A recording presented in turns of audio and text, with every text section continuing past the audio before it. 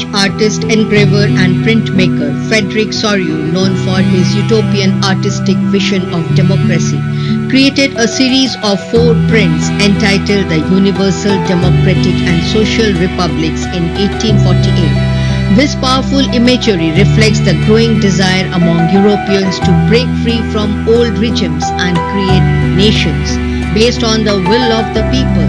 The rise of nationalism in Europe was not just a political change, it was a powerful awakening which made the people realize that a nation is shaped by its people, their shared history and their collective will. The print The Universal Democratic and Social Republics, created by Frédéric Soriot, visualized his utopian dream of a world. So let us first understand the meaning of the word utopian. It is an ideal place or state. So in the context of the image created by him, it depicts a vision of a society so perfect that it is unlikely to exist in reality. His world was composed of democratic, self-determined nation free from absolutist monarchies, featuring themes of liberty, fraternity, and progress. So what is the meaning of the word absolutist? Absolutist is a person who supports unchecked centralized authority.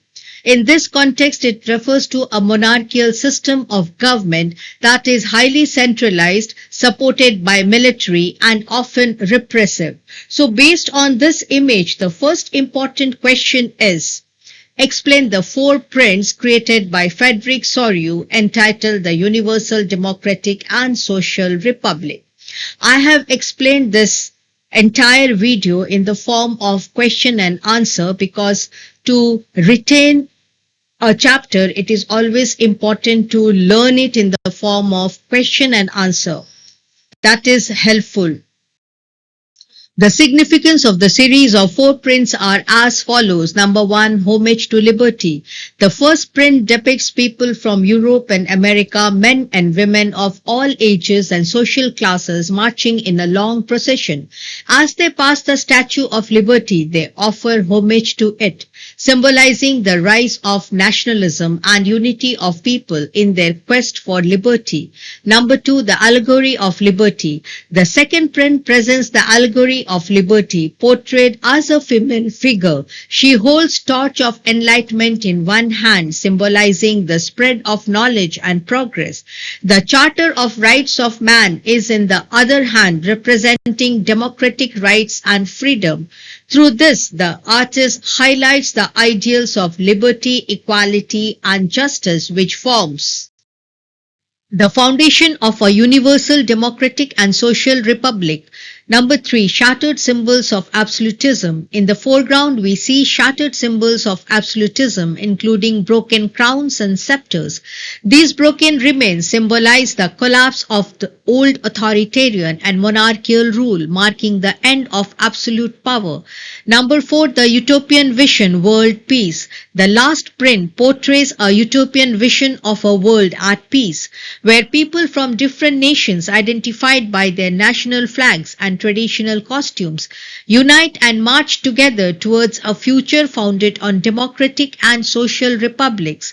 Thus, the conclusion of the answer is the series represents a pivotal utopian vision of the era, advocating for democratic and social change across Europe. If you are liking the manner in which I am explaining, please do like, share and subscribe my history channel. Question number 2 is, what is a nation state? Number 1, a nation state is a sovereign political entity, which means a state or a country with specific well-defined geographical area and the power to govern itself without any outside control. So a nation state is a sovereign political entity where majority of citizens, not just rulers, share a common identity, history or descent. Number 2, where the feeling of unity and togetherness did not exist naturally from the beginning. It was created over time through struggles and efforts of people, actions of leaders, and participation of common people over long period of time. To understand the concept of a nation state better, let us take the example of India. India's unification against British colonial rule illustrates the idea of a nation state where fragmented regions were brought together into a single political entity through shared struggles, actions of leaders, participation of common man, and a growing sense of nationalism. Question number 3 is, what are the attributes of a nation according to Ernest Renan, the famous French philosopher? Number 1, he criticized defining nation by language, race, religion, or territory. According to him, nation is built by shared struggles, persistent sacrifices, devotions, and glories. Number 2, a nation exists through a daily plebiscite, which means a daily commitment by its people to remain united. So what is a plebiscite? Plebiscite is a vote by the people or a country or a region on a question that is very important, which means a nation exists because its people choose every day to stay united. Number 3, a nation never has any real interest in annexing or holding on to a country against its will because according to Renan, the voluntary choice and desire for the community to build a nation is important. Number 4, Renan rejected the idea that nations are formed by race or ethnicity. He said that there are no nation with pure races, so shared heritage and not blood defines a nation. Thus, the conclusion of the answer is he believed that a nation has a soul, a spiritual principle. One is in the past and the other in the present. One is the rich legacy of memories and the other is the desire to live together and value the common heritage.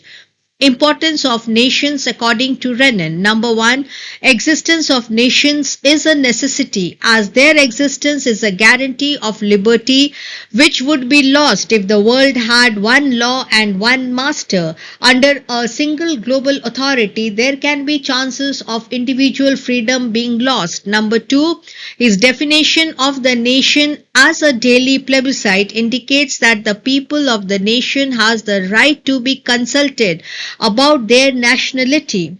I hope this introductory video has given you a clear understanding of what a nation state truly means and the defining features that bind a nation together. These ideas form the very foundation on which the story of nationalism in Europe unfolds. In the next video, we step into one of the most powerful turning points in the history of Europe, the French Revolution, where the idea of a nation was not just imagined but brought to life. Thank you for watching and staying with Indrani's History channel where history awakens mind and ignites change. If you found this lesson helpful, please like, share and subscribe my history channel.